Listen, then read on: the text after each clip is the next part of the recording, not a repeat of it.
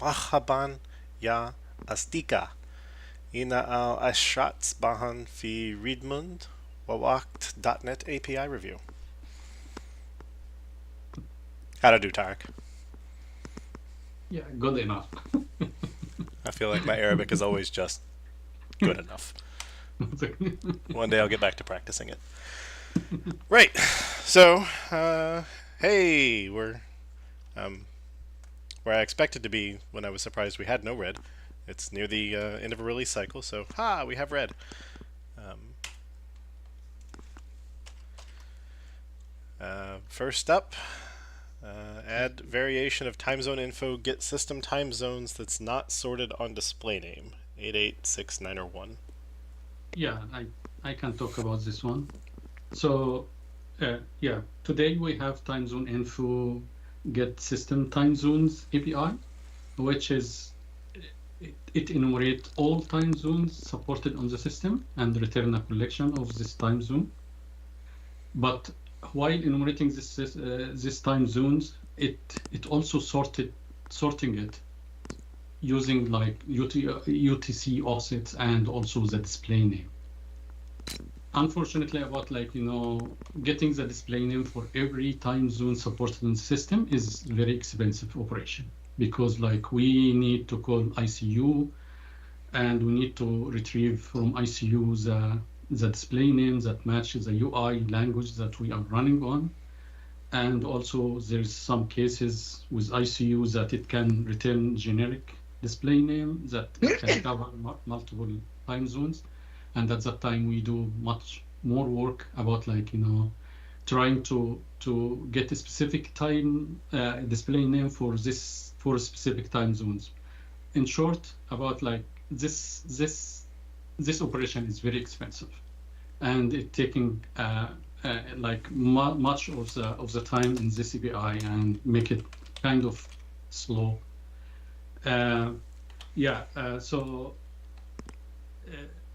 the good news is if you call this API first time, I mean it's expensive, but we cache the result. And if you call it more than one time, so we return the cached things, and it will be fast after that.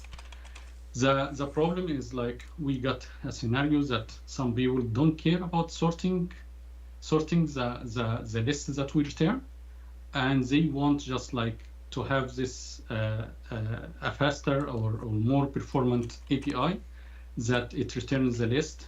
It doesn't have to be sorted, and they want to call this API very early in the application initialization.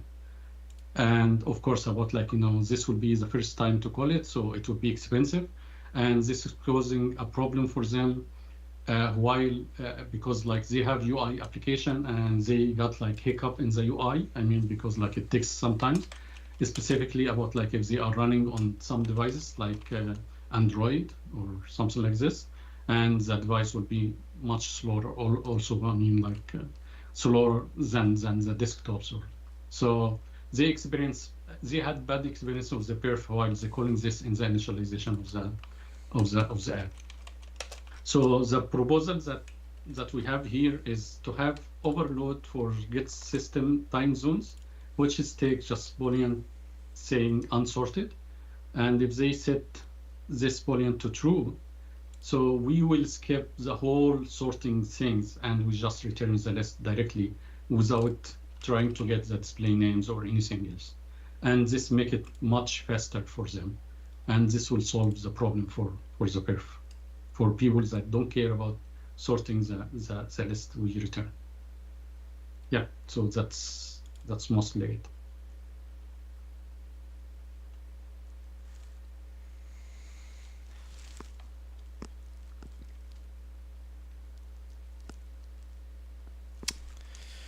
I assume the fact that it's sorted it is documented and we believe somebody depends on it.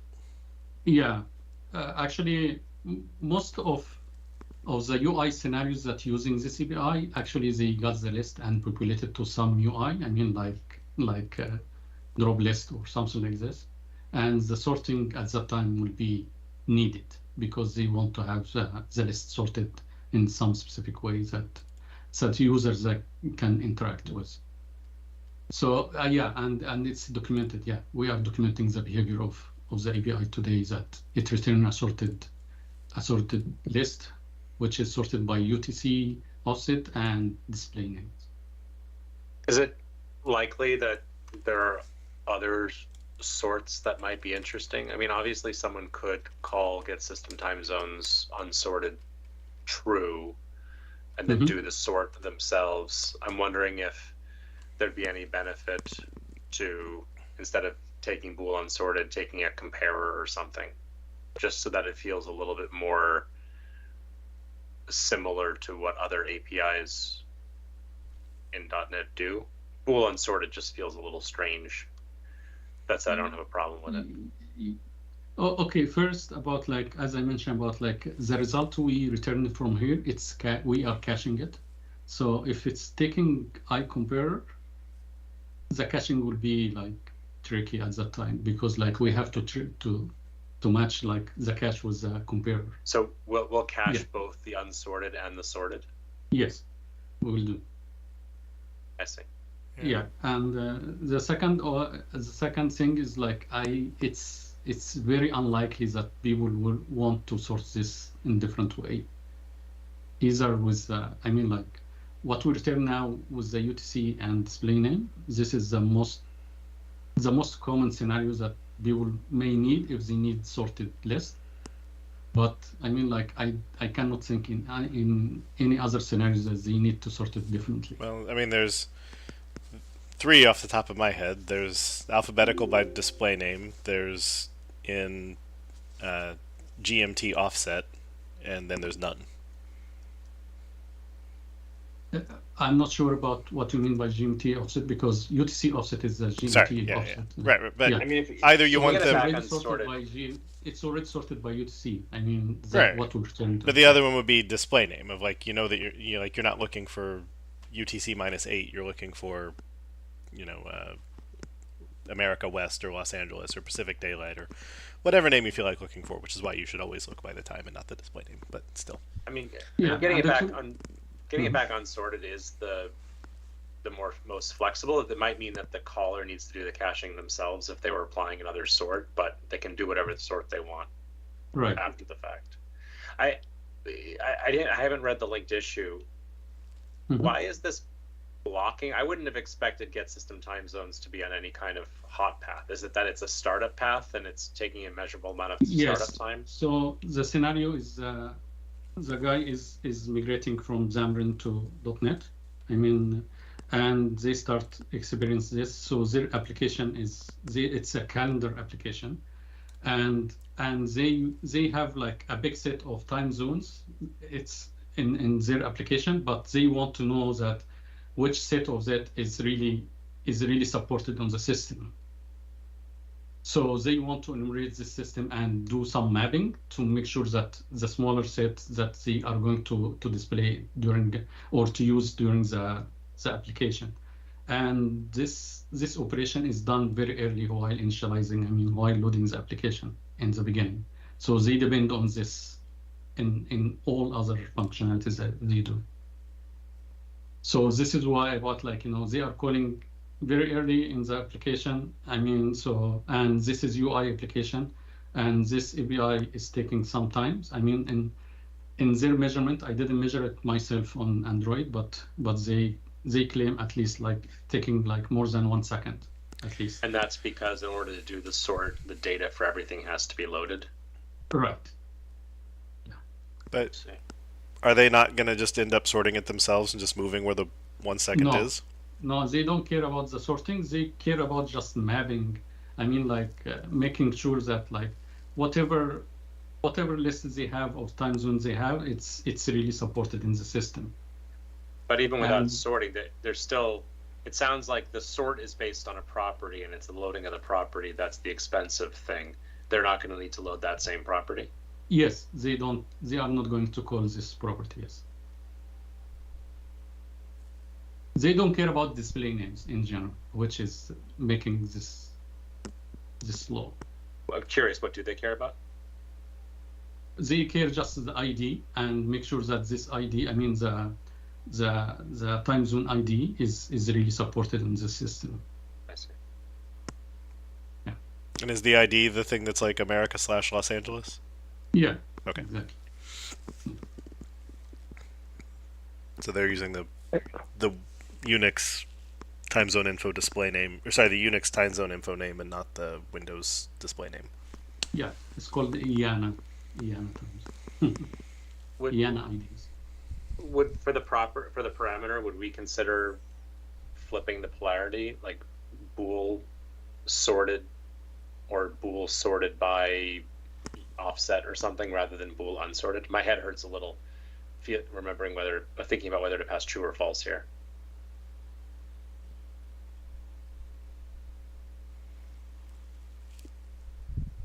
So you think you want bool sorted, and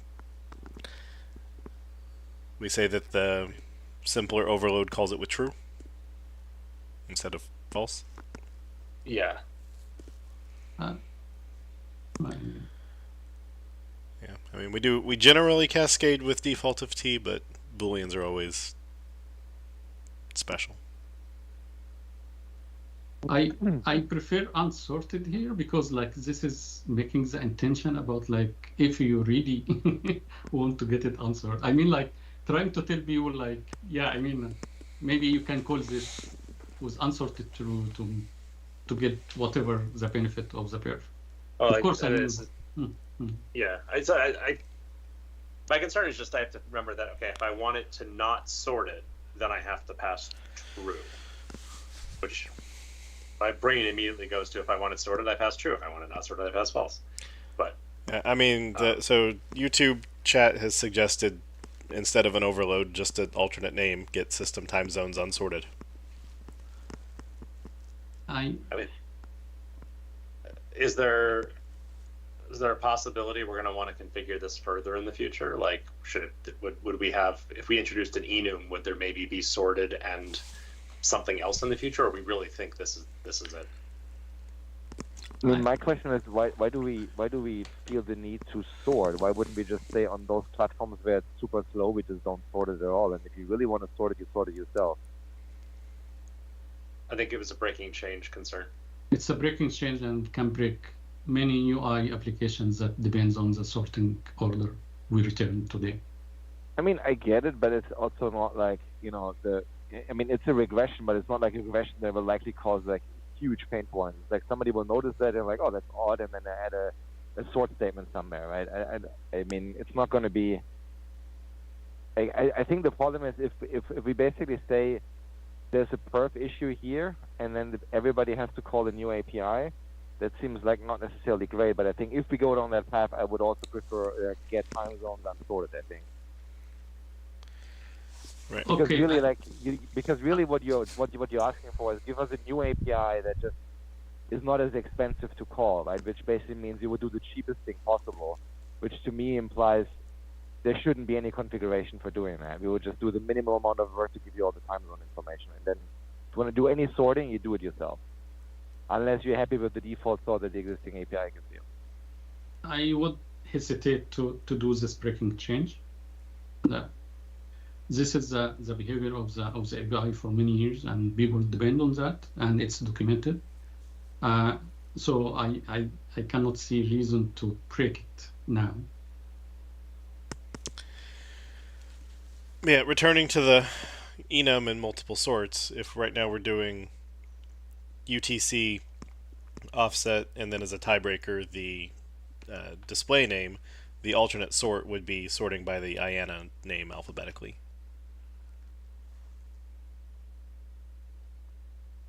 I think another thing is it's not exactly clear how many other customers want a different sorting. Right now, it's just that we know a customer wants an unsorted or at least a more performant variant of this API, and there hasn't been any other issues brought up about wanting to sort on ID or sort it backwards according to like offset or anything else. So I think would it be possible to just like have the unsorted first, and then if there's a lot of wants later on to maybe add those variants, because it doesn't seem that likely right now that they want other sortings. Yeah, also about like if we return the unsorted, so people free to sort it the way they like. I mean, so we still enable whatever scenarios you want sort with. Aside from the consistent caching, no matter who calls it.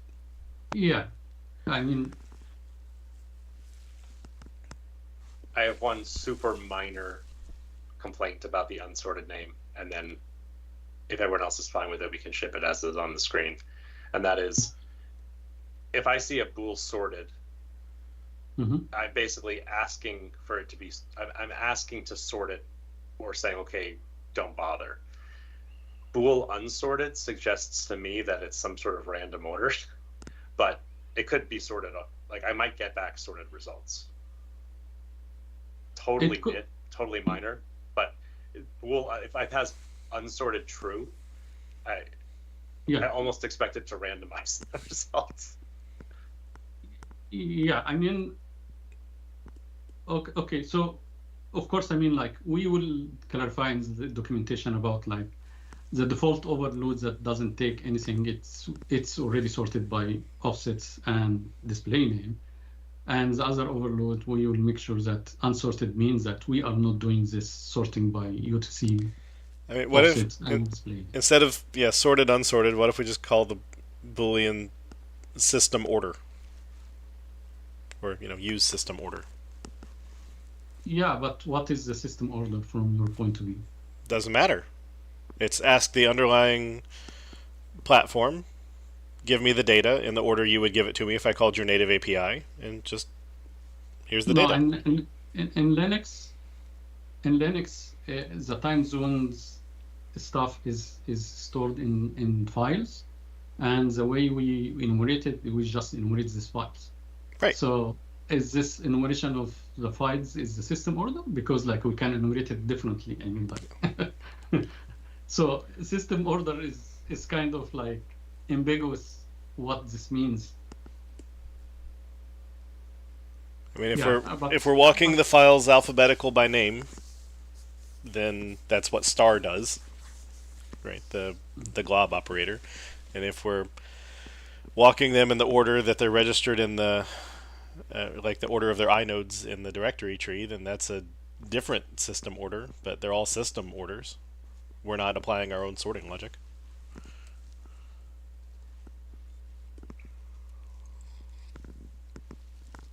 But as for why we're asking about should it be an enum, is the design guidelines suggest if you want a Boolean, think hard and ask, is it going to be an enum in the future? If so, make it an enum now. It's very unlikely. Yeah, I think that if to start over to create get system times from the beginning, it would have been preferable to make it unsorted, and so people can sort it later on. But now because it's documented that it's sorted based off of UTC and then display name, we have to work off of that, and now there's an ask for a just more performant variant. So in my opinion, with the Boolean sorted, unsorted, or whatever system order, one option, like the two cases are unsorted versus the original API, which is get system time zones. So whatever it's called, the other form is just going to be a callback to the other API, and the unsorted version could just be like whatever is easier or more intuitive for a user to pass in as a parameter.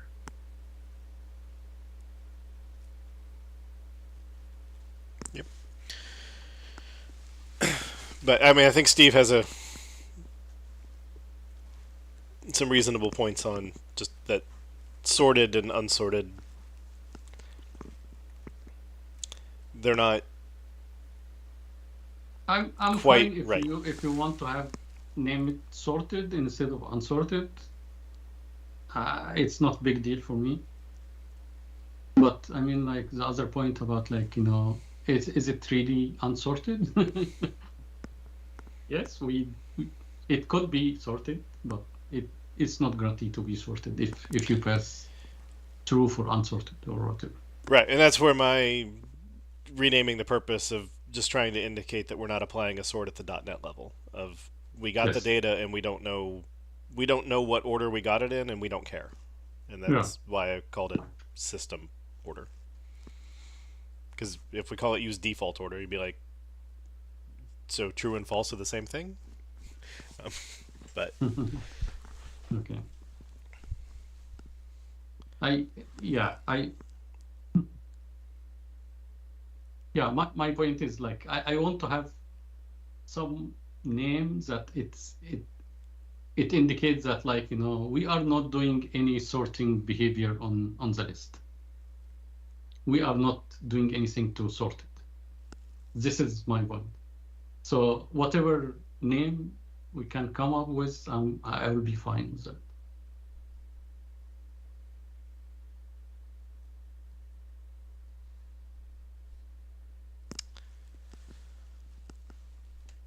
So Steve, since you had opinions about unsorted, how do you feel about sorted, unsorted, and use system order? I don't really know what use system order means, so I personally prefer sorted or unsorted. I'd have a small preference for bool sorted, but we've already spent more time on bike shedding on naming due to me than I think is worth it. So I'm fine with whatever.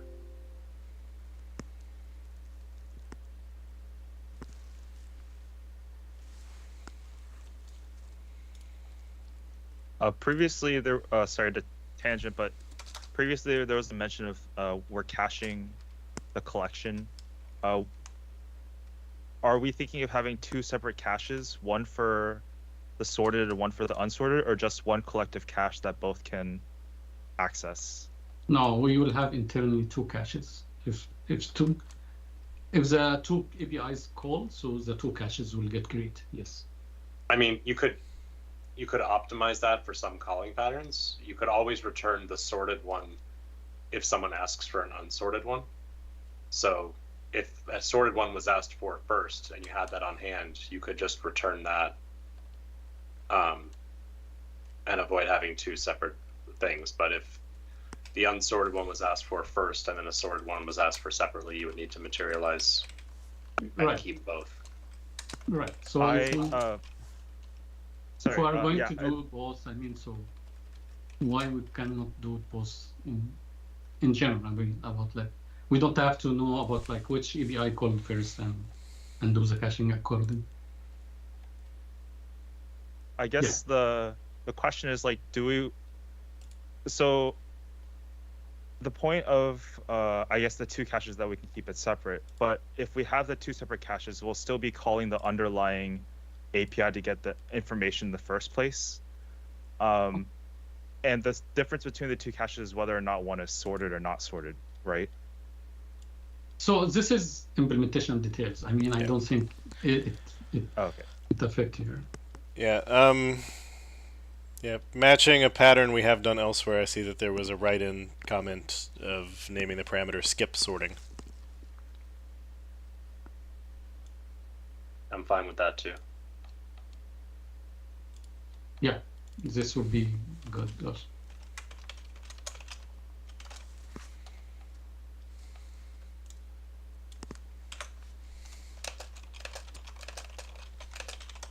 There's no specialized sort algorithm named skip sort, is there? Interesting. I hope not. Selection sort, insertion sort, skip sort.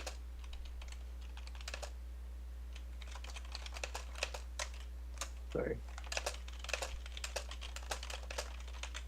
Bool skip sorting sounds fine to me. I prefer that over unsorted.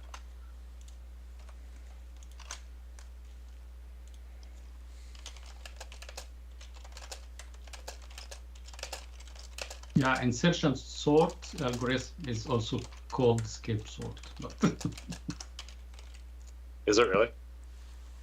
I got some link saying that. I mean, skip. Yeah. But if we say skip sorting, I mean it's clear. Maybe avoid sorting. Whatever. It's fine. All right. Going once. twice. Sold. So, thank you.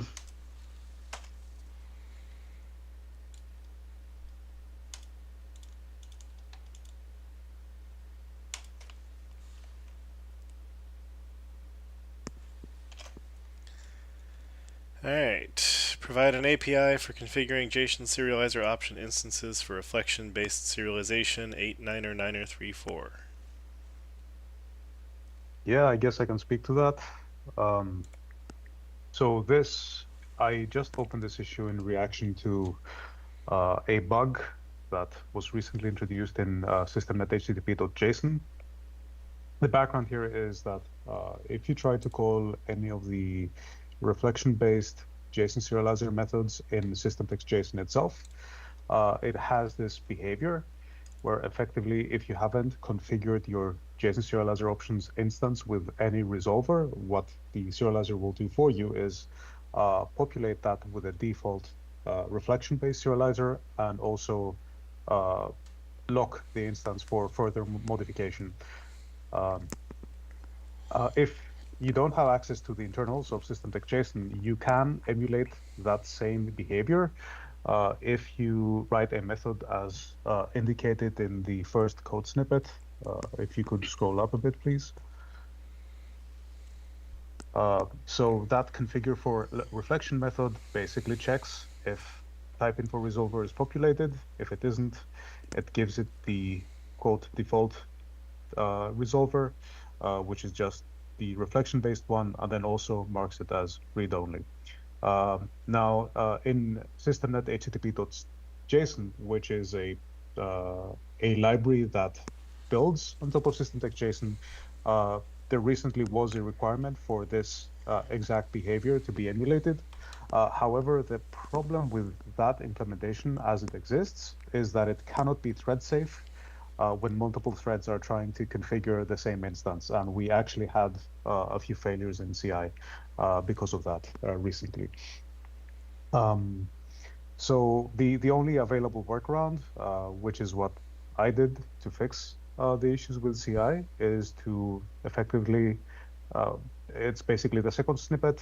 If you determine that the resolver is not configured, you just call one of the serialization methods with a dummy payload to force the configuration of the instance as a side effect of that serialization happening. And this would happen in a thread-safe manner. And even though that works, it basically forces you to do redundant operations, which is not ideal. So this API proposal is to basically expose that behavior that already exists in the reflection-based serializer in a standalone method, instance method in JSON serializer options. Now, in .NET 8, we added a make read-only method, which is linker safe, but as a side effect, it's trim safe and it's AOT safe. But as a side effect of that, it will throw an invalid operation exception if you try to mark it as read-only if the type info resolver is null. So this proposal is to add a second method, which is very awkwardly named make read-only with reflection defaults. It is marked requires unreferenced code. It is marked requires dynamic code. And the semantics of that would be to, populate the type info resolver with the reflection-based resolver if nothing has been configured. And the purpose of that method is to be used by libraries that wrap around system.json. What does this do if the type info resolver is not null? If it's not null, it would just mark it as read-only, and that would be the end of it. At which point it doesn't have reflection defaults. It would have whatever was set. Yes, correct. So the correct name here would be with fallback to reflection defaults.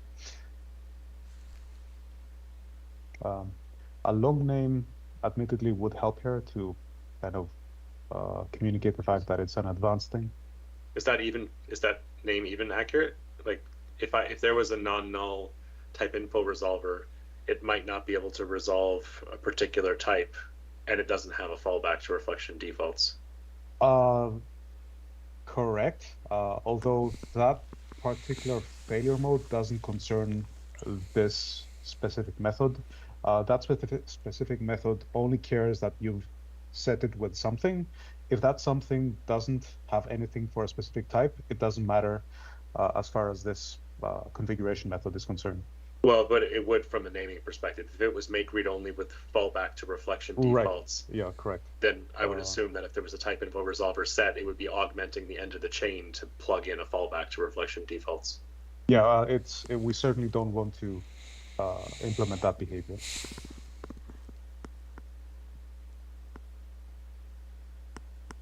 Yeah, because I'm just trying to think of anything that says we'll set type info resolver for you if you didn't, and everything I come up with suggests that it's ignoring the value that you have set, or that it would be throwing if it's not null.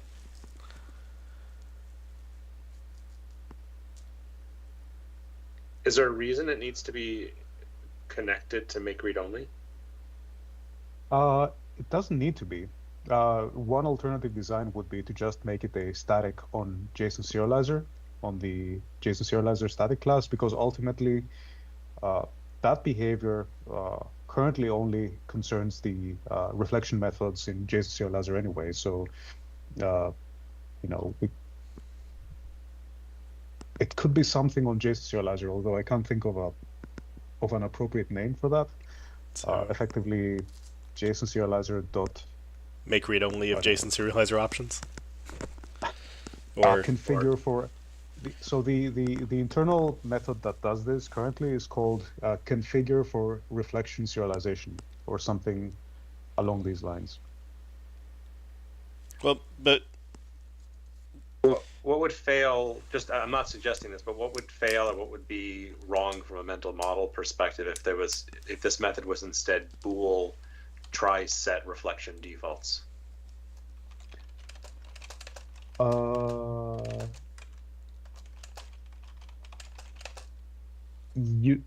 If you had to set something, you still wouldn't have a thread safe way to achieve that.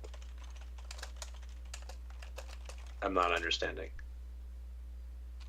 Wait, that can do whatever it needs to do under the covers to coordinate making sure that setting it is thread safe, and either it succeeds and returns true, or there was a race and it was non-null, or read only and it returns false, right? Yes, in which case it could just accept whatever was set by the other thread. Which is the same thing that would happen with the API that's currently on the screen, right? If there was a race, somebody else was setting it, this either will see that it's non-null or null, and either set if it was null or not. Yeah, I think a try make read only would work. Although I'm trying. Well, I'm also trying to understand why is this incorporated with make read only? Why are they connected?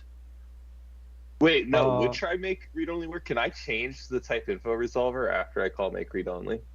No, that's the problem. That's the race, right? So try make read only wouldn't work if you try to still set the type info resolver.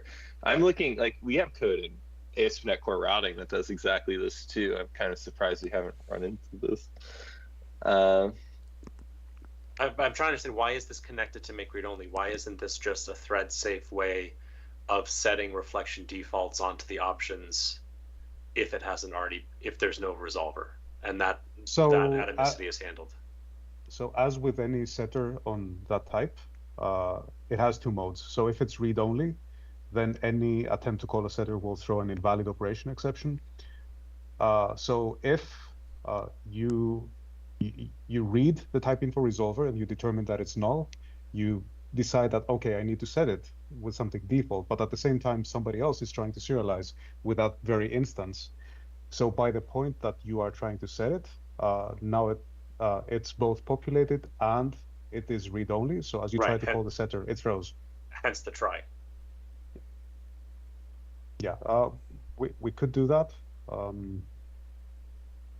It might be difficult for people to infer the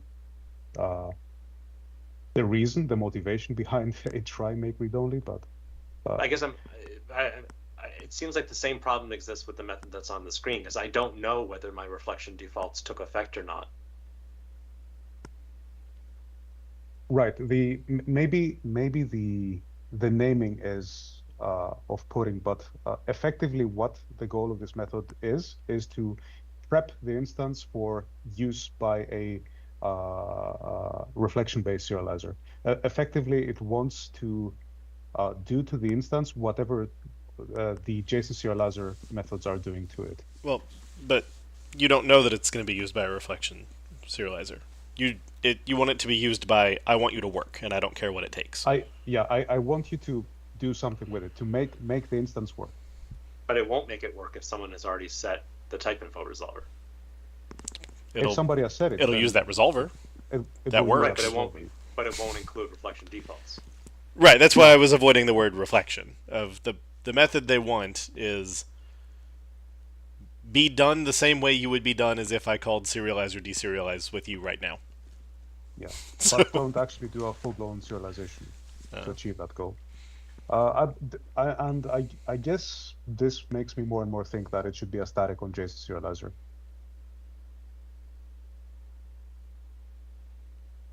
And I think, based on Steven's comments on ASP.NET and the requirements in SystemNet HTTP JSON, it seems to me that, libraries would have a need for that behavior, not specifically a try, make, read only, something that takes the instance and preps it so that they get semantics that are equivalent to the JSON serializer methods.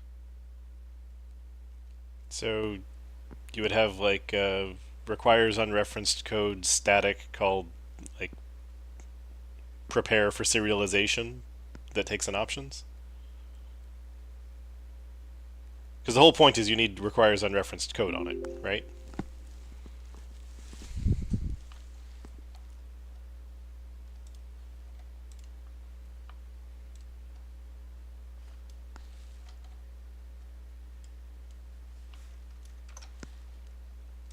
Because I'm just having trouble coming up with a name for this thing.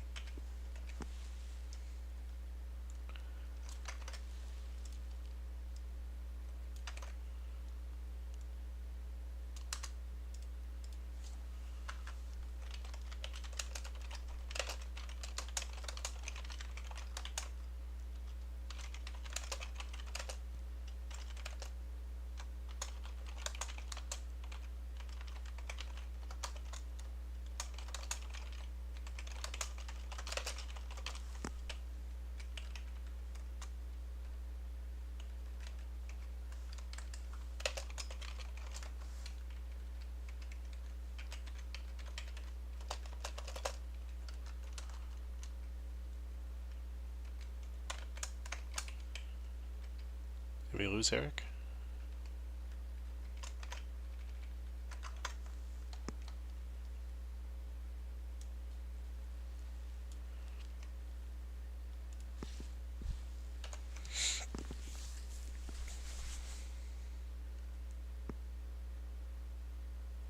I just find it useful to have something to look at, so now we have something to look at.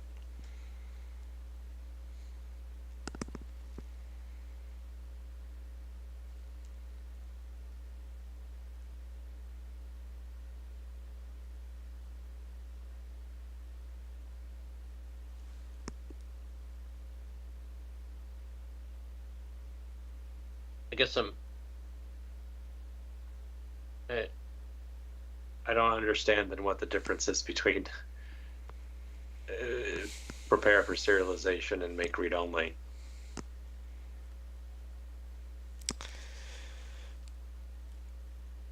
Other than we've said that one of them uses reflection defaults and the other one doesn't, but it effectively this looks to me like instance method syntax versus extension method syntax.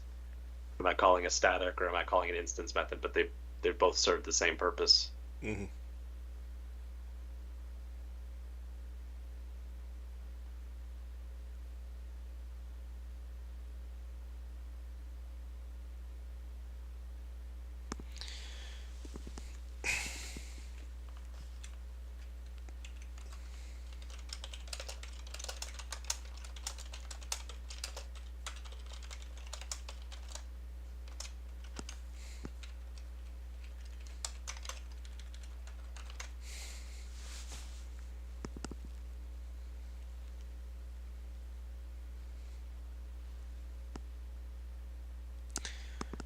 Since we lost Eric, do we want to pause and come back to this? I somehow muted myself all this time. Sorry about that. Oh, okay. Okay. So I was saying before that I think that might work. So effectively what you're suggesting is that by setting it to false, you get identical behavior to make read only? Yeah. And you could call it with false, because really we just need it to be a different method because it requires the unreferenced and dynamic code attributes. Yeah. And so if we overload, true is do what JSON serializer so basically JSON serializer would call make read only of true, and when you call serializer unserialize, and if you're AOT, call make read only, and it'll work or fail. I'm happy with that. It definitely solves my problem. I'd probably rename the parameter to populate missing resolver to make it more specific. With that, would you be confident that there would be no other thing we would ever want to set based off of the secondary entry point? So the resolver is really the only thing that is of concern from the perspective of linkers and AOT. Everything else is like kind of safe, and it works regardless of what values you set to it. I could be wrong, obviously, but there's nothing at the moment in that class where we would be concerned about the value not being populated.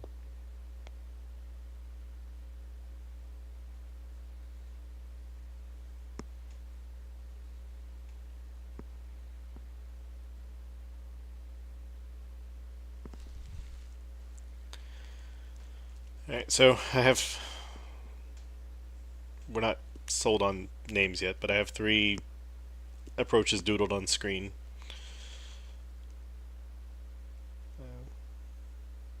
Does anybody else want to say which one we should be focusing on?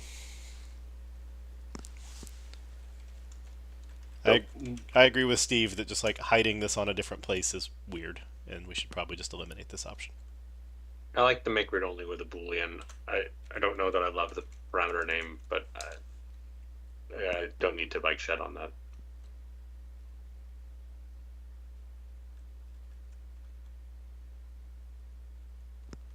Allow reflection resolver.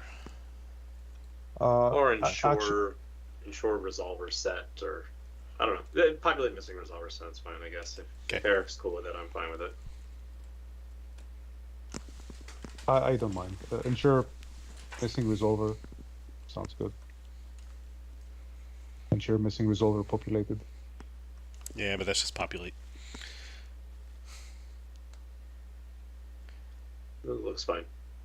Yep.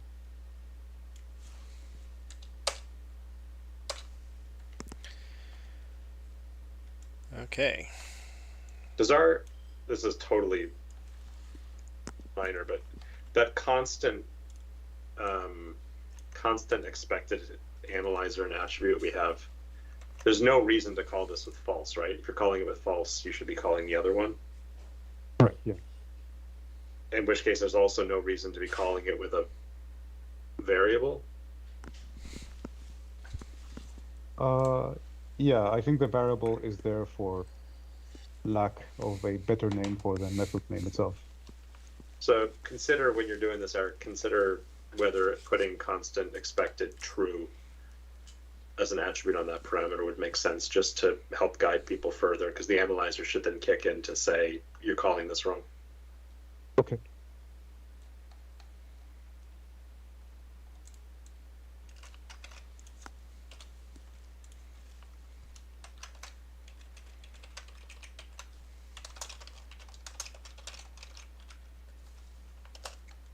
So that you can there's I don't remember the exact name. There's also a property that or parameter that lets you say what value is expected, I think, or like a min and a max range or something.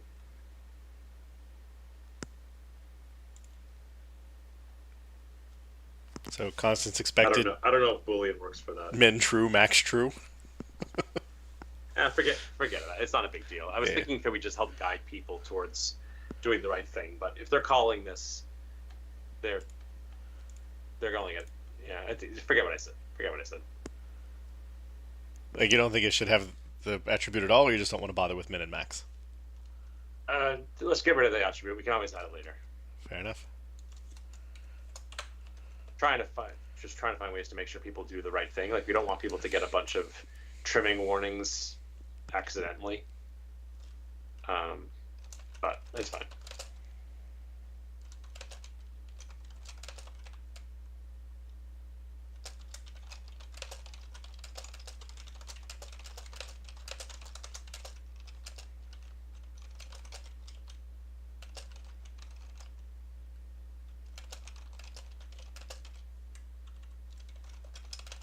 I'll say that the kudos to Jeremy, because it's I think it's an excellent solution over the original proposal.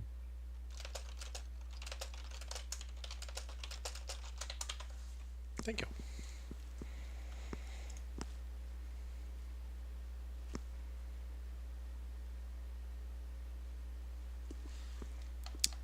All right, scanning for other feedback. Correct. Calling with false is not AOT safe. No, calling with false is AOT safe, but we can't tell the attributes that.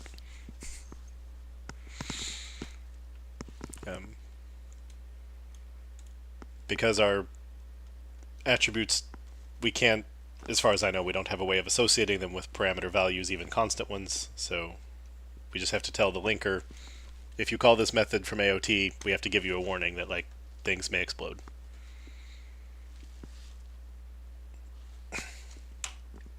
And if you're calling it with false, just call it with no parameters. Correct. Yeah, that's kind of where I was going with having an attribute on there that would allow us, if you did anything other than pass true, you get a warning saying go use this other thing. But I don't think we can be as specific about what you should do instead. So we'd probably just want a dedicated analyzer if we actually saw it being a problem.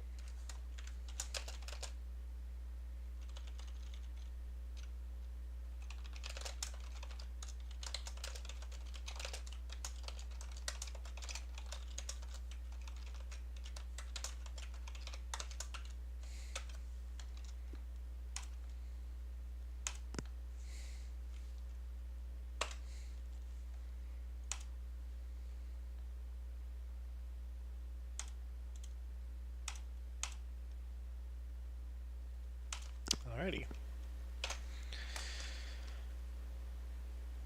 Add tool strip item selected changed event 8548 WinForms. I was like, wow, that's really old.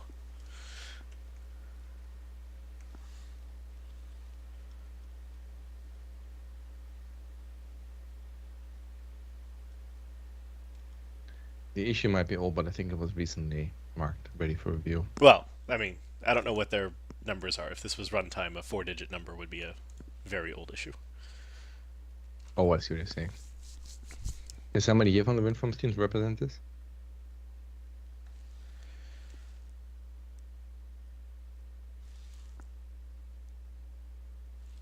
Otherwise, I can probably take a look. Yeah, I mean, this looks simple enough as long as selected is the... I'm looking at just, do they use selected versus selected item or whatever?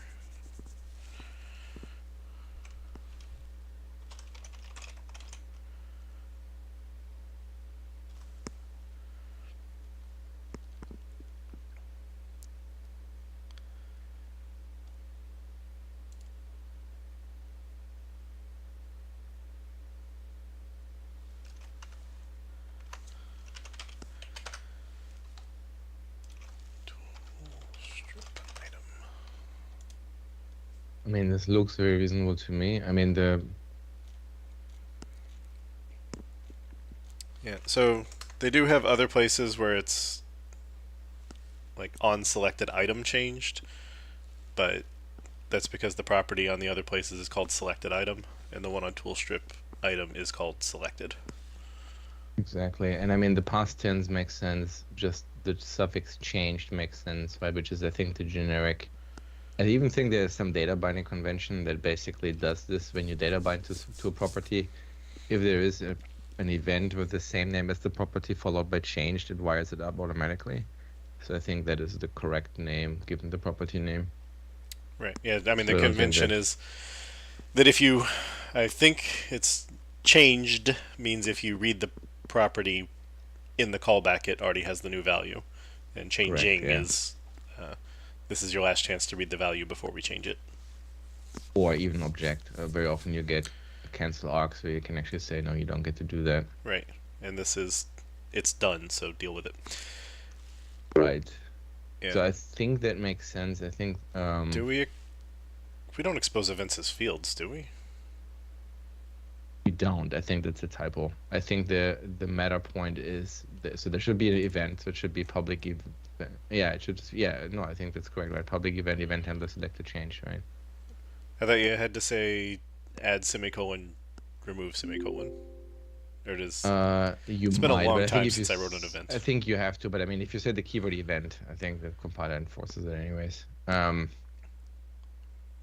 Maybe I'm just thinking of if you actually want to. Then you can't register say event. handlers. If you basically just omit the word event, then what you would do is you would declare a public field select to change of type event handler, right? But I think because you say event, I think the code is all this on screen doesn't compile. I think you have to say add.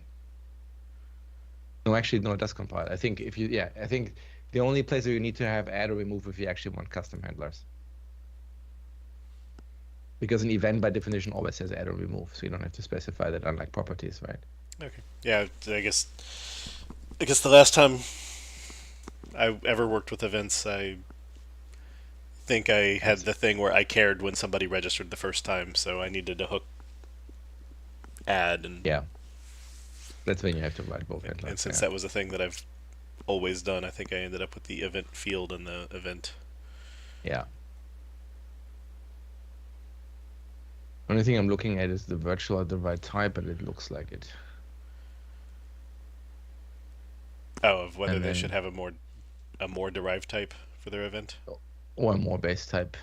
But I mean, I think that's right. I think because the property was introduced on tools item, right? So it kind of means that if the property lives there, then the event should live there and the virtual should live there as well. So that makes sense to me. And then just taking event args also makes sense because there's nothing else to say. Oh, because you sorted events at the bottom. That makes sense. Sorry, I got confused. APIs of .NET, I wasn't seeing any events because I didn't go down far enough. Yeah, I honestly think the sort order that I took here is, I think, from Reflector or something.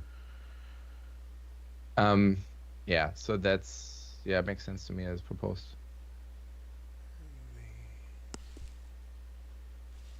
There really isn't much else to say. Right. So the last thing I was looking at, and I'll just drag this over here so everybody sees it, is I was just seeing, are they generally using the non-generic event handler, which is more generic than the generic one, but yeah, they don't. And yeah, since everything is non-generic event handler, apparently I picked one. Yeah, even though it was Whitby, I think it was just before they had this. Right.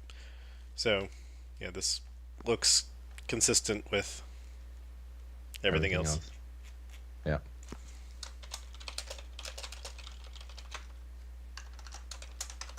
Yay.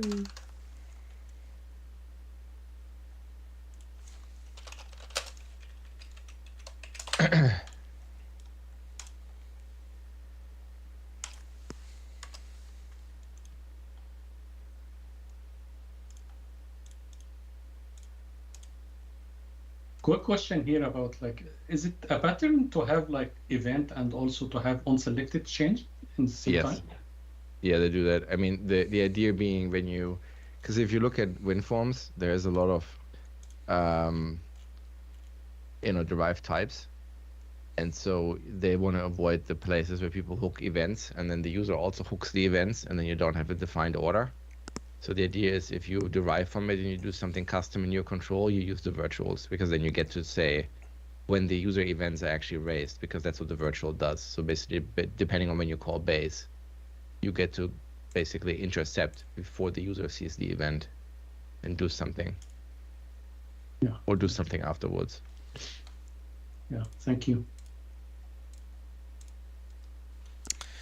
Okay, LINQ count by method, 77716. Oh yeah, yet another LINQ API. Sure, Steven is already excited.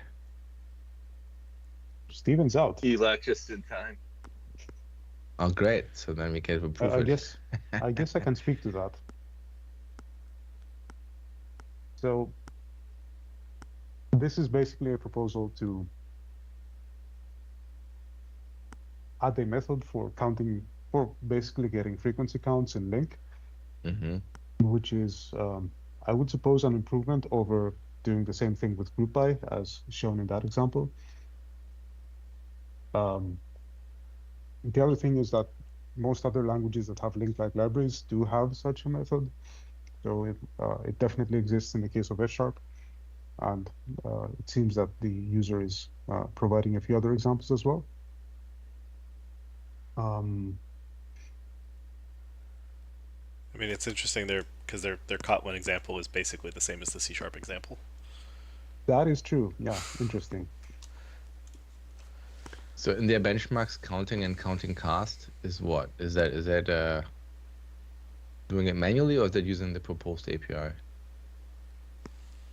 I suppose that's using the proposed API, right? I would suppose so. I haven't. It's been a while since I looked at this. I just don't know what cast means here. I was just looking to see if they included their benchmarks, but I don't see them. But I mean, the benchmarks do kind of reflect something that I've seen, like in the past, especially in the F# world, where count by is definitely an improvement perf-wise over using group by. And the reason for that, of course, is that you don't need to allocate any intermediate buckets for each of the groupings. You just aggregate by a given key. Yeah. No, of course. Yeah. No, it makes perfect sense. I think I've had this need gazillion times. Yeah. And I always end up with just, grouping and then counting. They are proposing a second method for long counts. I'm not necessarily convinced we want to go with that. I would probably suggest going with ints first, and provided that there's need for, well, even bigger things, then we could consider that maybe. I don't know. I mean, do we currently have a long count method? We do actually, yeah. I was just looking at this, and looking at usage, it's not popular. So count is, so it's like 2% of the .NET Framework compat base that uses it. So let's just contrast. This is the regular count, and the regular count is 55%, right? So 60 versus 2%. So I'm inclined to say, I mean, you could say we have it for consistency, but yeah, skeptical. These are also counts aggregated by individual keys, so I guess it probably becomes less valuable compared to a long count that applies to an entire enumerable. Yeah, I mean, it's generally true, right? I mean, because most of the LINQ stuff is basically against collections, which are, I mean, unless you have individual bytes, very, very unlikely to exceed an int. Well, yeah, I mean, if you're calling LINQ long count and you're giving it just a pure enumerable, it's not going to return. Like, the fact that you wanted the long means you think that your data is going to be big, and if it's not already a thing that we know how to ask the count in basically constant time, then good luck with iterating beyond 2 billion items. I mean, the only places where it would make some sense if we say we also add it to Curable, right? And then we expect this to be translated into some smart SQL. And then you could argue that maybe, but I don't know how common that is. I can just take a look at curable, but I don't think there's a. This is one of those things where I don't think it matters that much. But it can also be reactive to that, I think. Yep. Yeah, because I was looking to see, is there a way that we can get generic inference with you wanted a bigger numeric type, but I don't see one. Well, I mean, if you're willing to humor me, there might be another alternative design if you scroll down to the bottom of the discussion, because the very bottom. Yeah. Well, one comment up, please. Well, it's quoted there verbatim, but the idea here being that we could look at potentially generalizing this with an aggregate by method, in which we have the aggregate method and you just aggregate by a given method that is acting on an accumulator. In which case you would get support both for ints, both and longs, and whatever you want to aggregate or fold by a given key.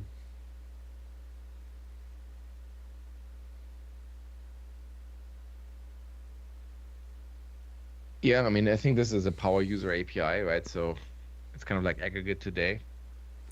Yeah. I mean, I agree that, like, probably we need to put some sort of integer or something constraint on taccumulate, but I agree that this solves the problem for all number types. The question is then, will people find it?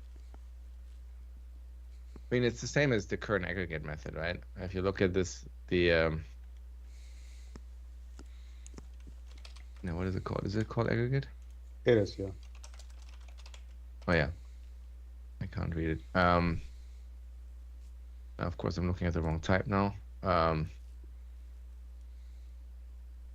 we have 3 overloads to make it a bit more manageable, I guess. But I have to say, aggregate I almost never call, because it's just like it always takes me like a few seconds to understand the pattern again, and then figure out what to put somewhere. For what it's worth, this is the fold pattern, and you typically don't need to do folding in languages that aren't purely functional. So the appeal of a aggregate method is not hugely important in a language like C#. I feel like I use it. So what do you mean by that? I mean tests. Say again? What do you mean by folding? What is folding? So the term you would typically find for this kind of method is fold left. It's the operation where you iterate over an enumerable. You have an accumulate state.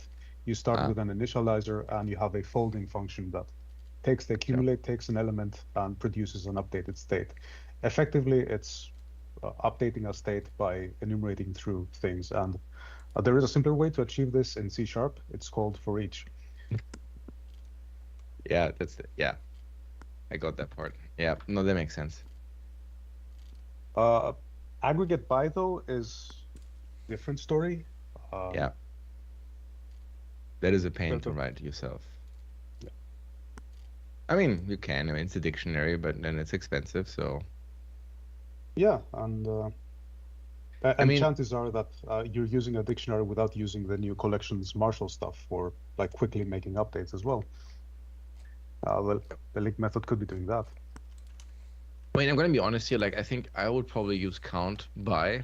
I don't think I would use aggregate by if I had both. If the only thing I have is aggregate by, then I probably would use it, but I would probably use it to count. So I guess it depends on how we feel about that. Pretty useful. It turns out that you can actually express group by in terms of aggregate by if your accumulate becomes a list of T.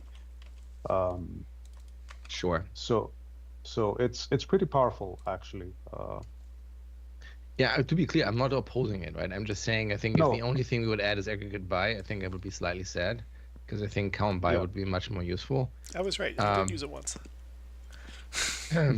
But I'm not opposed to doing both, I guess. Yeah. I'm not necessarily advocating for it. I'm just pitching it in case we want to replace count by with that. But if the feeling is that count by is useful enough on its own, then that's fine as well. It's kind of the 80-10 rule, right? I think that's right, 80-20 rule. And because I feel like if I use functionality like this, there's a super high chance it's going to be just count. Yeah. So that's why, to me, it kind of seems unfortunate to have just aggregate by, because now we basically pay for something in terms of complexity that most people wouldn't need. But then equally, like, I understand the remaining 20%, this API is super useful, right? So then, to me, given the cost of adding to LINQ, which is not super high, but it means you probably have to do it in 2 places, I would probably just say either let's do both or neither.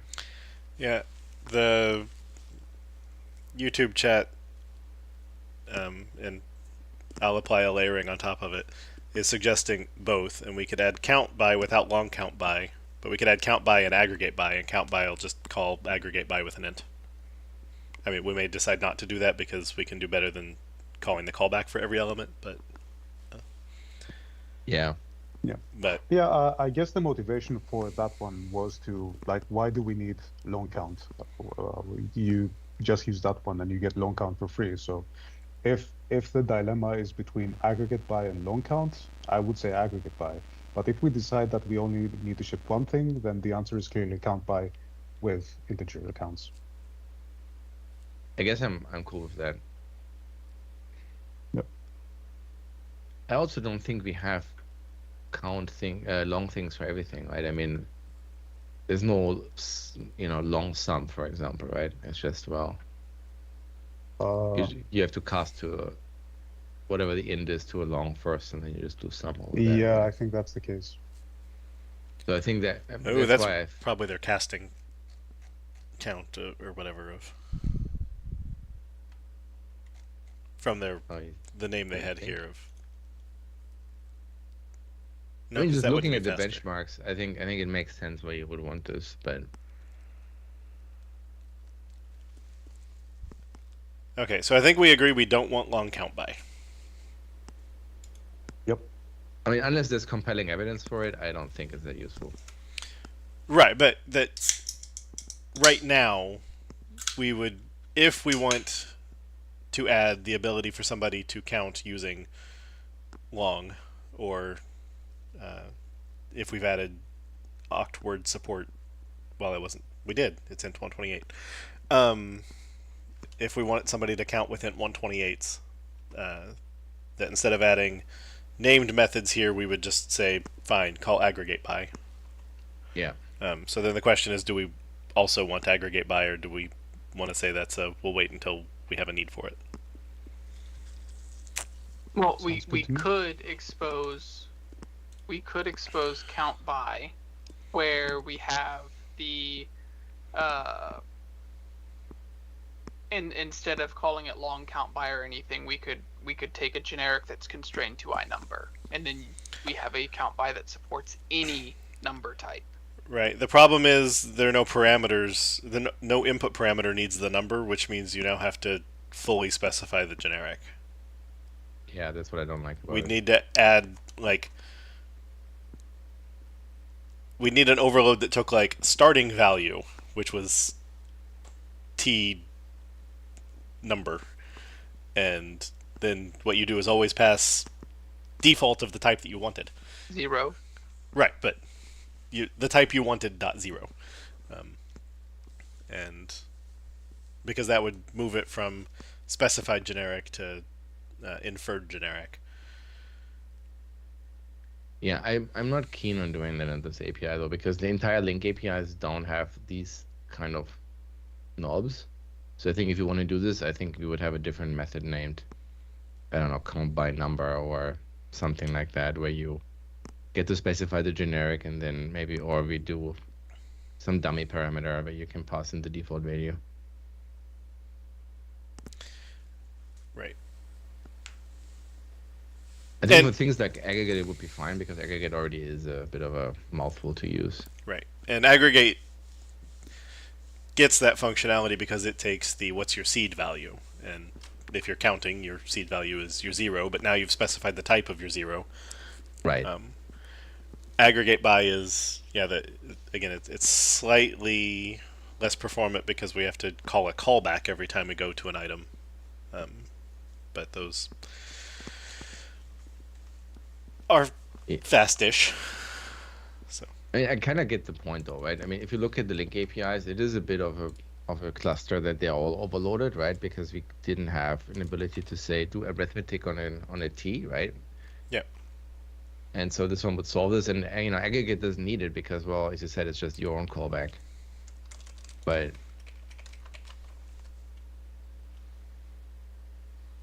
the problem with aggregate is that it is a actually, never mind. I was thinking something else, and just ignore me. I mean, it isn't. I mean, I would imagine if you had a handwritten count by, where we had an actual generic over the number, that's probably still more efficient than the callback pattern of aggregate, right? I would think so. You don't, or you do?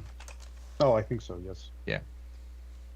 So that's the only argument, I guess, in favor of, a count by that does what Tanner suggests. But I don't know, it's also LINQ, so I'm generally a bit skeptical when we start measuring machine instructions in LINQ.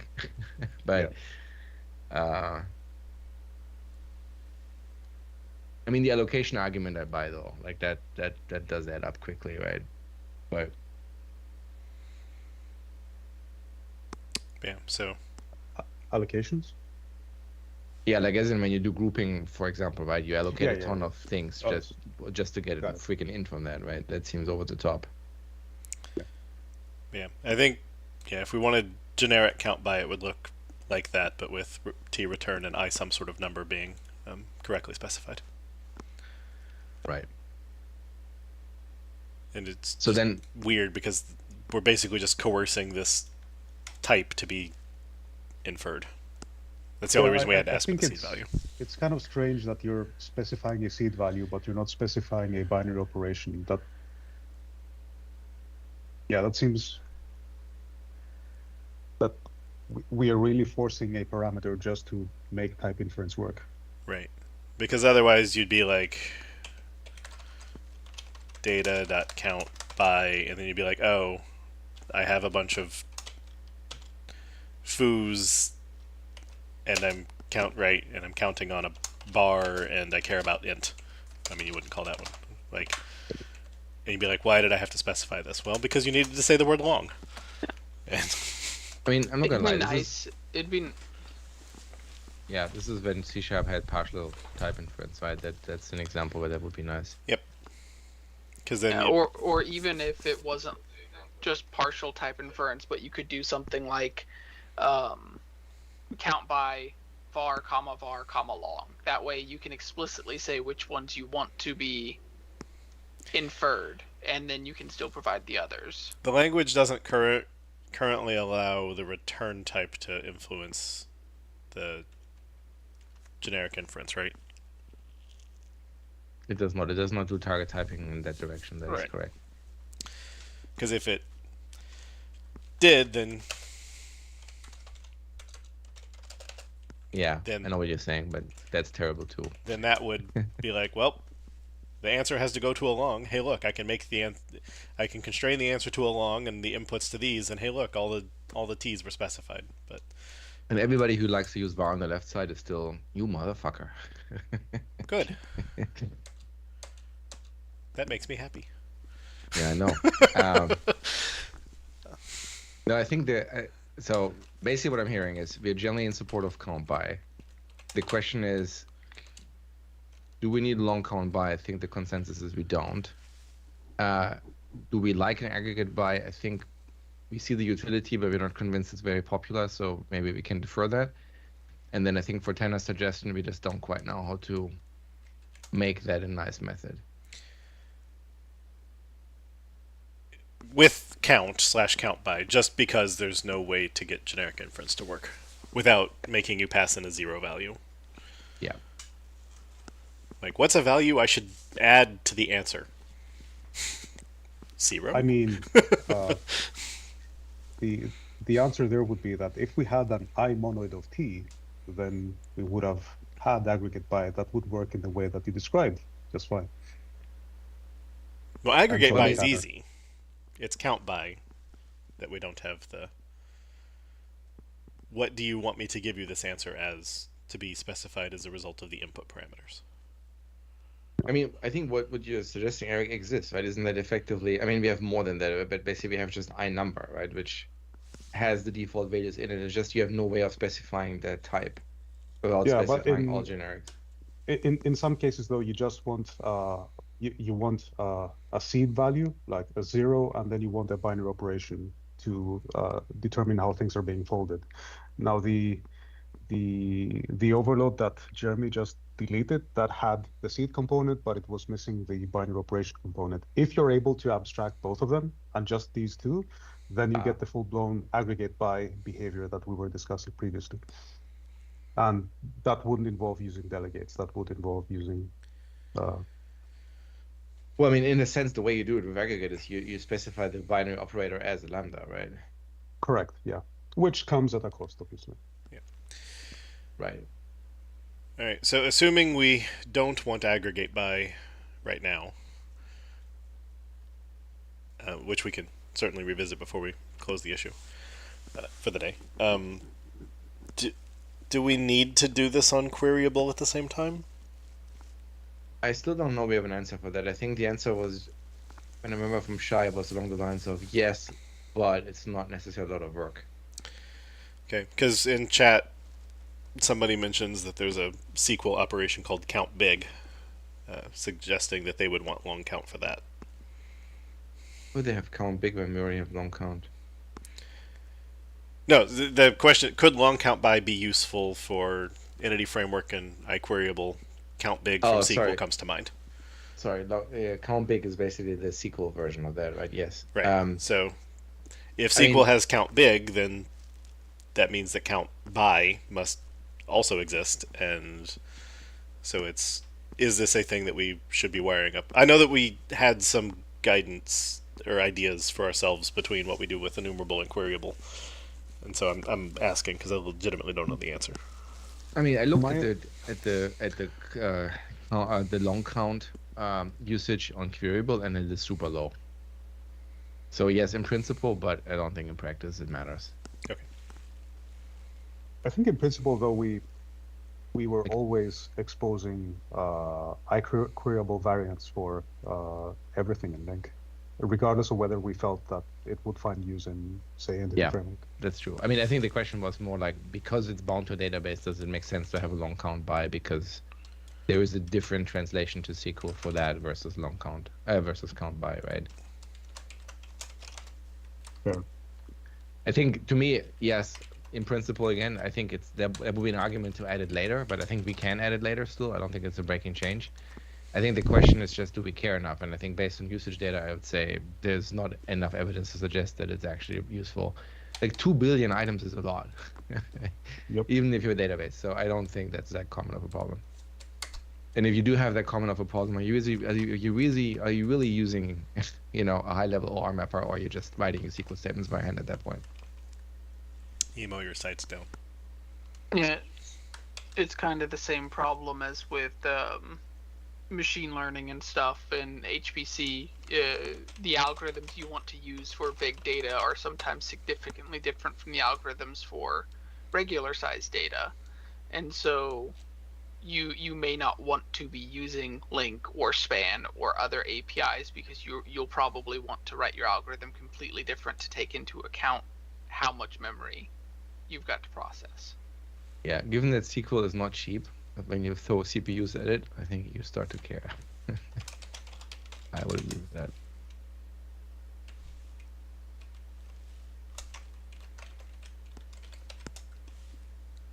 All right, so it looks like enumerable query by takes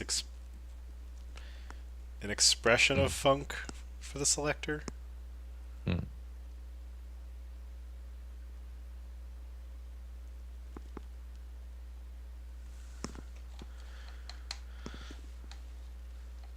have to ask the docs page because APIs of .NET is down. Yeah, I'm curious why that is. I mean, nothing has changed. I don't know why the site is down. I just got a partial load off of it, but well, let me do the usual thing. Stop. Start. Yeah, so I assume we don't need the right. So we're skipping the element selector because we're just counting. I was looking to see, does queryable take extra parameters that the enumerables did not, and so it doesn't look like it. It's just source, change the func to an expression of func. Yep.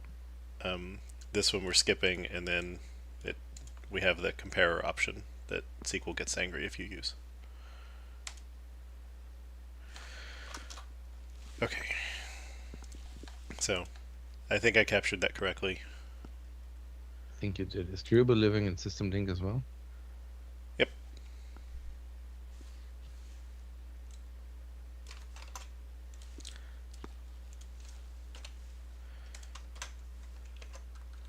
Okay.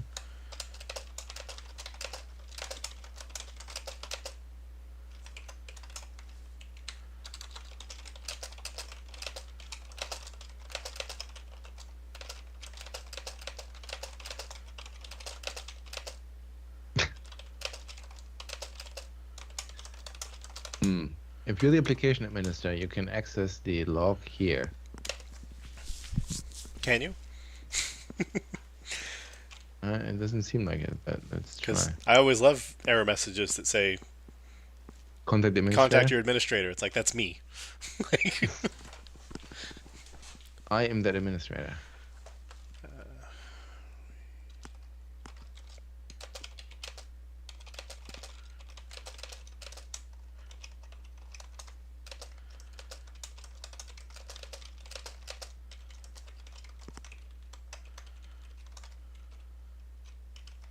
Okay, apparently Edge really doesn't want me to open it, because every time I paste it in, it insists on going to my work profile, which doesn't work.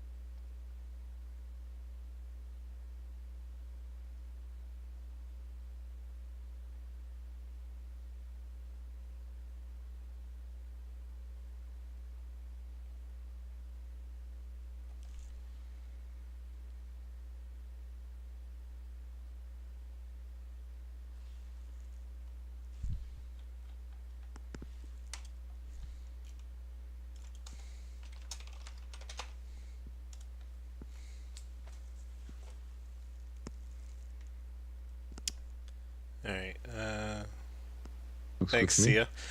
Alright, so there's a comment, there's a discussion about adding an overload that doesn't take a predicate.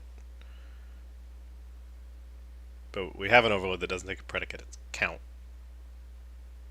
It doesn't aggregate, because, sorry, it doesn't partition, because you didn't give it a partitioner. The natural partition is the unary partition, so I don't know. Yeah, do you know what that discussion will be referencing, Eric? And is it something we should care about? Sorry, I'm missing context. What was that about? YouTube says there's a discussion about also adding an overload without a predicate, like how we have order and order by. But I think we have the non-predicate version of count by. It's called count. Yeah, I would say so. So, okay.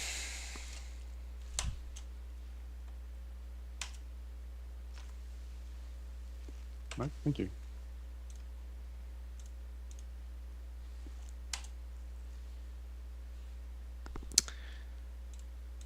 Bloop, bloop, bloop.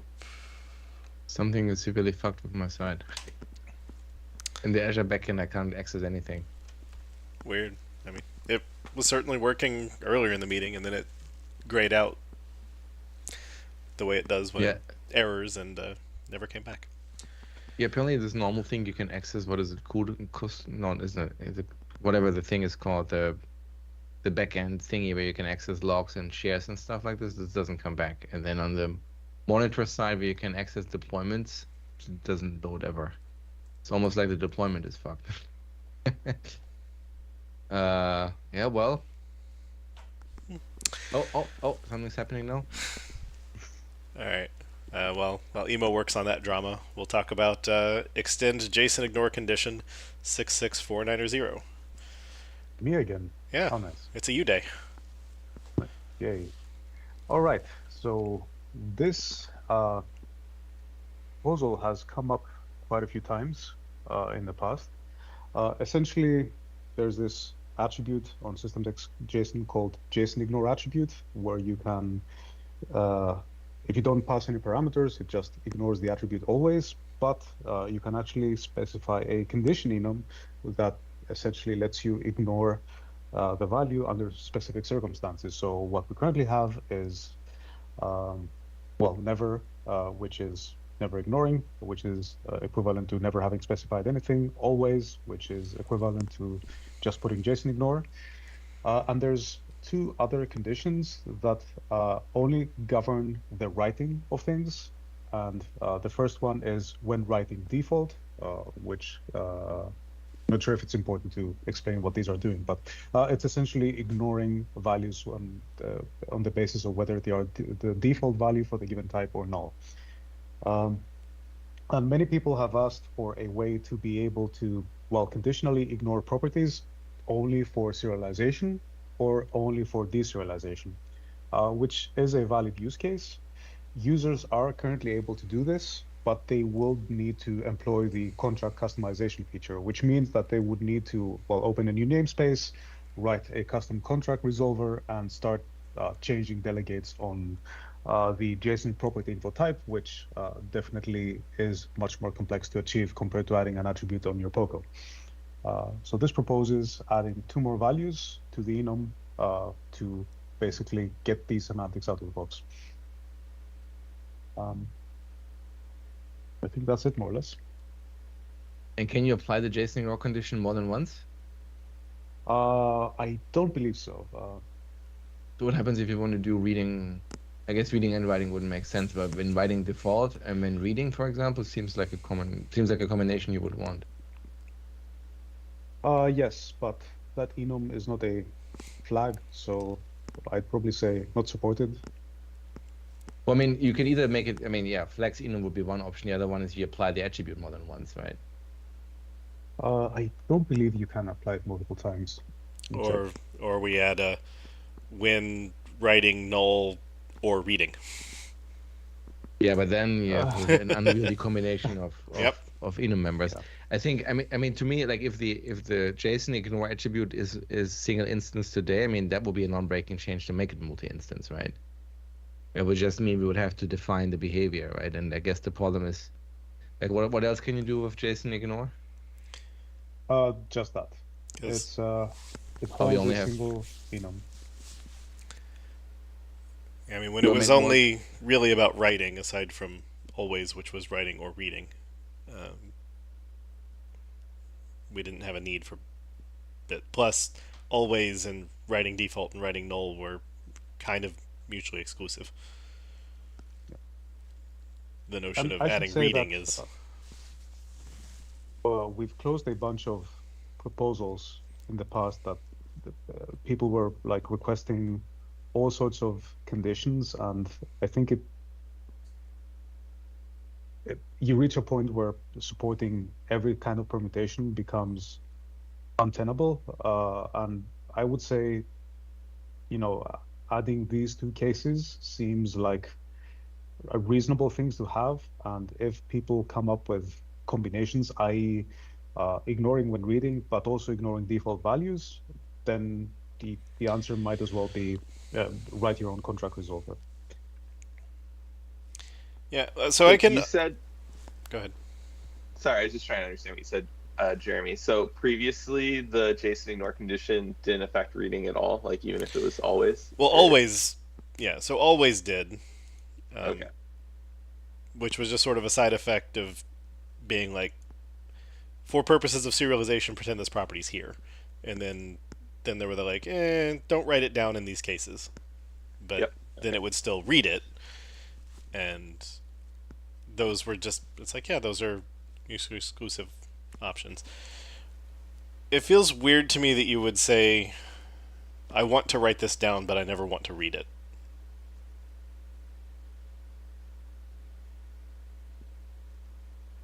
So, like, the when reading feels very marginal to me.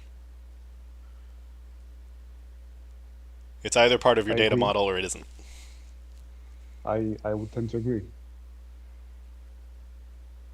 Yeah, so I guess the objection being brought up, if I'm understanding, is since this like enum isn't a flags or whatever, is if you want to use like when writing default or when writing null, you can't disable reading then. You can't do. Right. Yeah. Those are just like an impossible combination of options. You can't be. But to your point, like, why would you want to do that? Yeah, well, I'm questioning adding when reading at all. Like, what's the scenario? I mean, I agree that the API usage example shows here's what it would do, but why?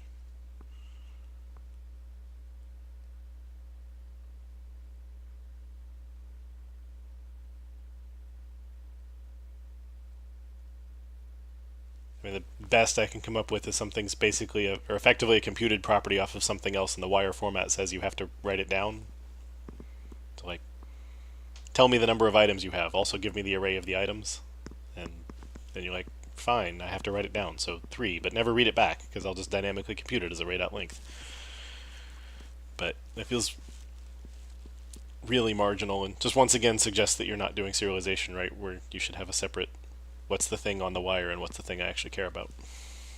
I mean, I think that this is probably, the motivation is probably along the lines of what you just described. It might as well be the fact that, you know, this is the type I don't control, and if I try to set a value to it, it throws. It might be as simple as that. Well, it can't be a type you don't control, because then you can't apply the attribute. That's a good point, yes. I don't know if this would apply in this case, but in one of my previous teams, we had situations where we had to basically obfuscate the data, so we had no identifiable information. And so when writing things out, like we had the full data set in memory, but when writing things out, we would ignore certain things or write dummy data and then reading things in because we wrote it out weirdly. We had to do stuff when reading it in. I don't know if that would apply in this case, so since this is just ignoring, but that is one situation where writing and reading do need to do different stuff. Right, but if in that scenario, when reading it back in, you need to apply a complicated transformation, then either you have this is deserializing what's on the wire, and now I have different logic for turning the deserialized into the live state, or you had to hook I get a thing from the wire, run it through a converter, and then let the serializer wire that up for you. But either way, that's not really a ignore this during that case that I hear. Does JSON.NET have this feature? Good question.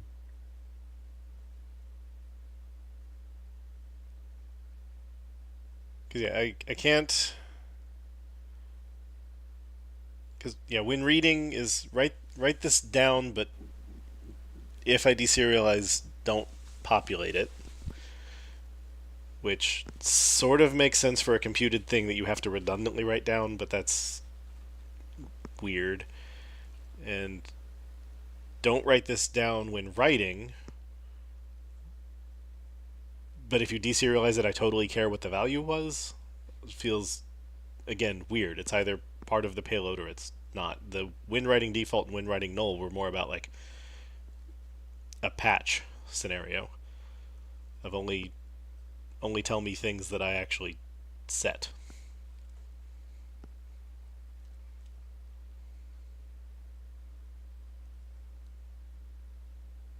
I mean, the names are reasonable. I just think the scenarios. It doesn't sound like the scenarios are legitimate to me. For the record, the JSON ignore attribute in JSON.NET doesn't take any parameters. It's binary. Yeah, just never and always. Yep.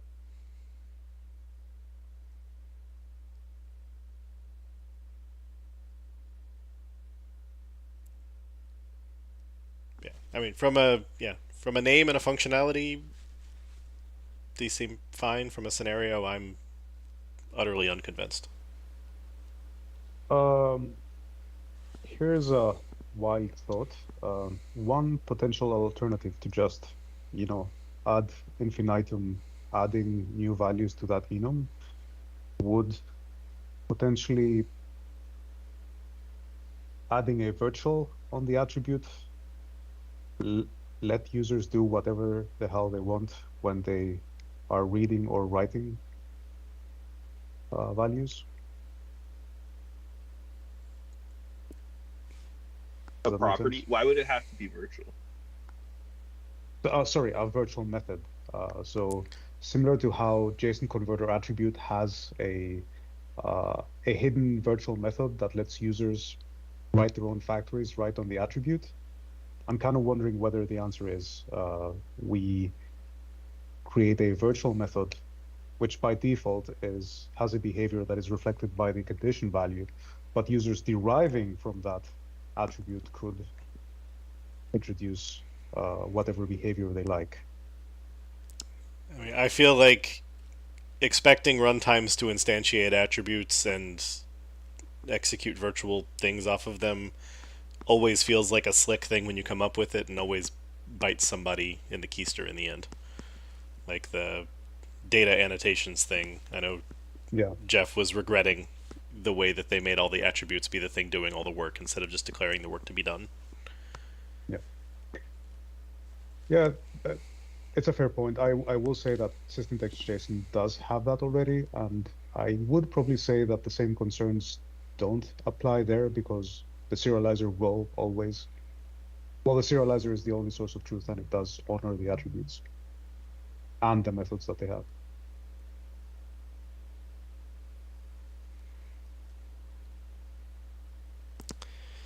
Yeah, so I take it that's a no.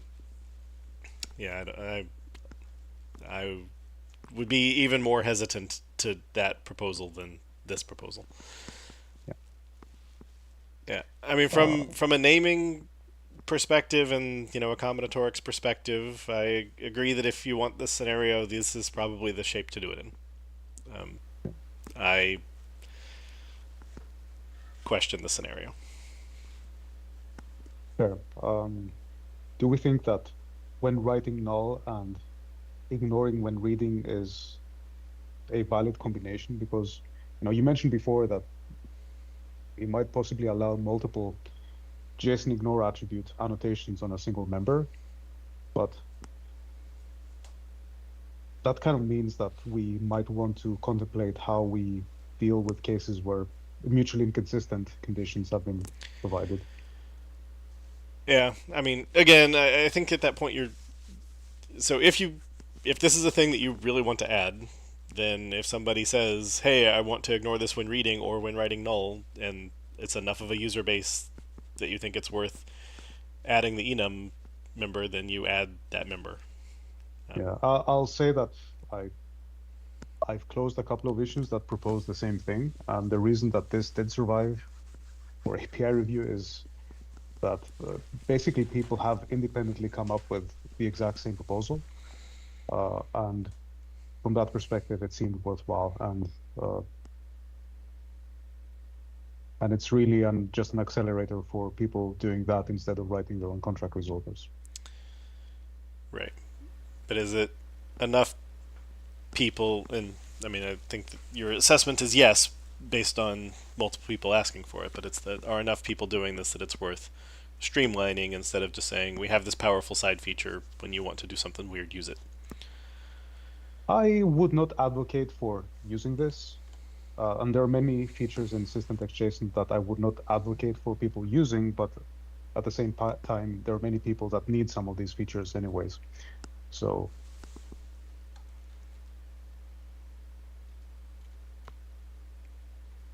yeah, so the proposer just says sometimes we may want to, not giving an example of when this actually comes up.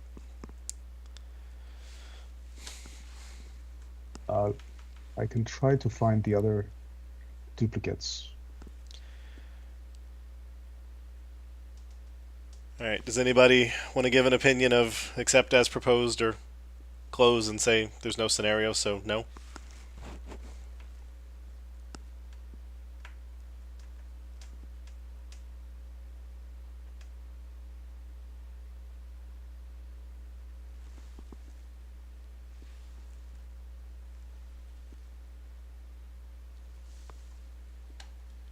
Sounds like the apathies have it.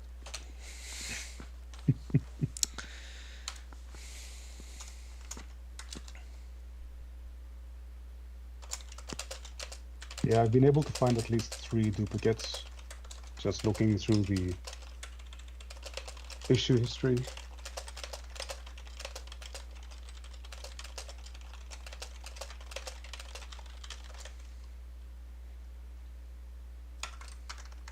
Yep. Just because we approve something doesn't mean you have to write it. Yep.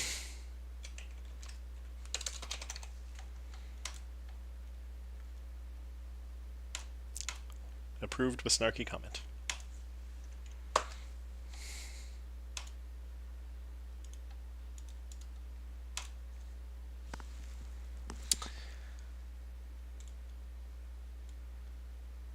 Alright. Do we believe add async parse overloads for JSON node and JSON element is a 10-minute issue? I would say so. Okay. Then effectively, yeah, okay. So effectively, this user is asking for async parsing functionality, which currently does exist for JSON document, I think JSON element.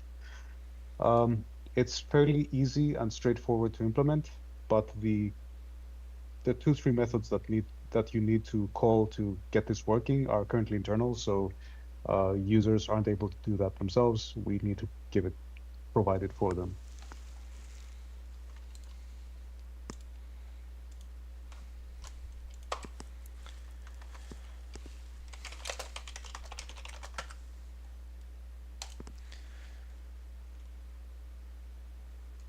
They just want it on, because they mentioned JSON element not supporting it, but I think JSON element only supports parsing a value off of a already instantiated reader. I think so too, yeah. Yeah. Because it's just extracting the next state out of the reader, which is why it doesn't have async, because the reader's not async.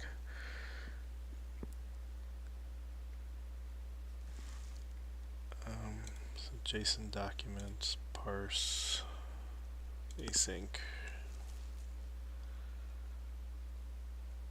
I'm not sure how familiar you are with the JSON node implementation, but for the case of parsing, it's merely just a wrapper around JSON document. So it would effectively be the identical, it would be using the identical implementation.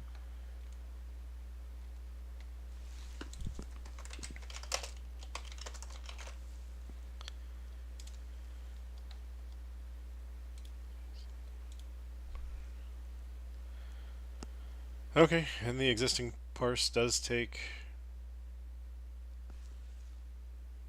nullable JSON node options and a JSON document options. So. Oh yeah. Seems reasonable to me.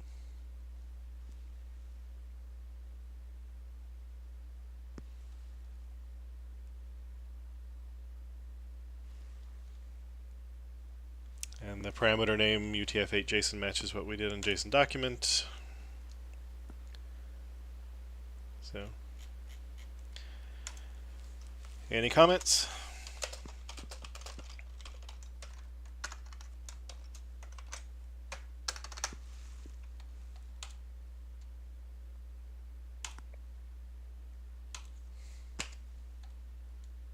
Hooray.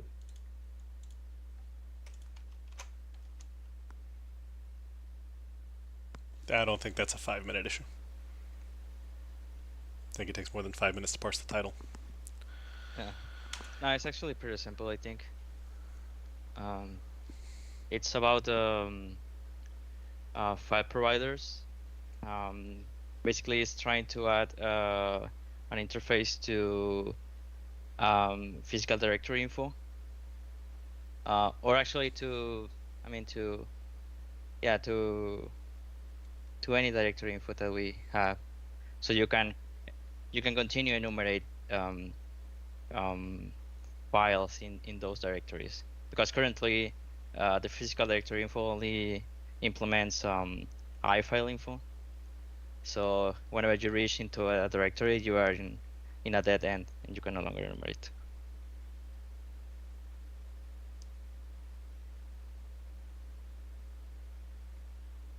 So we have a So what's the proposal? Yeah, the API proposal is like in a div. So sorry about that. So physical directory info. It's the proposal is to also implement iDirectory contents. But this says it does implement iDirectory contents. No, that's the physical file provider. Oh. Okay, so this is just that physical directory info should implement an existing interface that it can already accomplish. Yeah. File enumeration. Fair enough.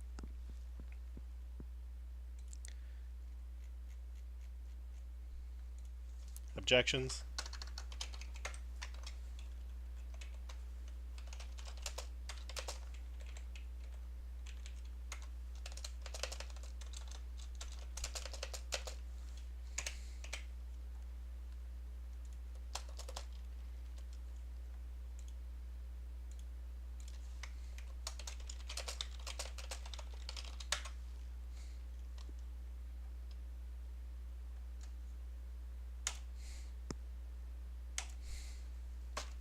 Okay.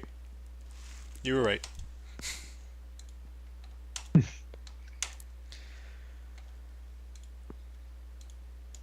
All right, and that is everything that was on the templated agenda, and we have only 3 minutes left in the meeting, so congratulations, Emo, on exactly mapping a guess. And with that, I think we are done for the day. So thanks everyone for joining us, especially for the discussion on count by and whatever that thing was with the Boolean. Oh yeah, the system time info thing. And yeah, we'll see you all at our same .NET time on our same .NET channel, Tuesday 10 a.m. Redmond time, plus our usual 5 to 10 minute delay in getting started. Ciao. Bye-bye.